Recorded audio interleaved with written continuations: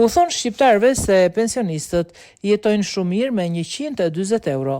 Kryetari i Partisë Demokratike Sali Berisha gjatë një takimi me qytetarët në Tropoj akuzoi ministret e qeverisë Rama për luks të tepruar.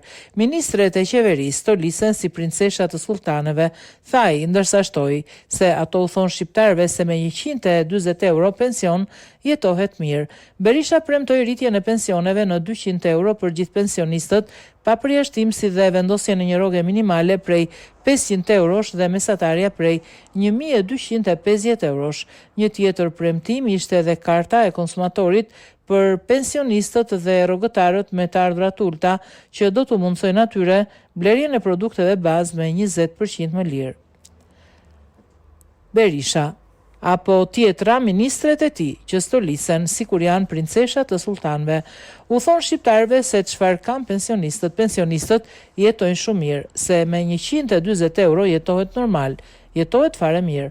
Pra kjo situatë, ky largim i tyre nga qytetarët për shkak të plaçkitjes, sepse Hajduti për të justifikuar plaçkitjen e tij e urren viktimën.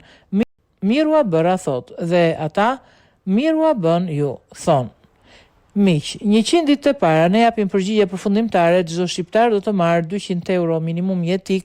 Sot 560.000 pensionist kanë një pension në 172 euro, që të gjithë pa përjashtim, sado që të kenë 60, 100, 140 do të marrin 200 euro. 100 ditë të para të qeverisjes thonë, jo vetëm kaq, por ne do të vendosim rrogën minimale 500 euro, rrogën mesatare 1250 euro, për rrogë ultit dhe pensionistët kartën e konsumatorit.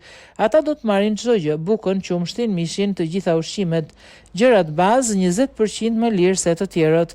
Pra miq, ne u kthejmë shqiptarëve paratë që ata paguajnë, por së bashku me to edhe dinjitetin, sepse skamja është më e keqja, është në vetvete një lloj tiranie që topit shpirtin, mendjen njerëzore dhe jep fund asaj.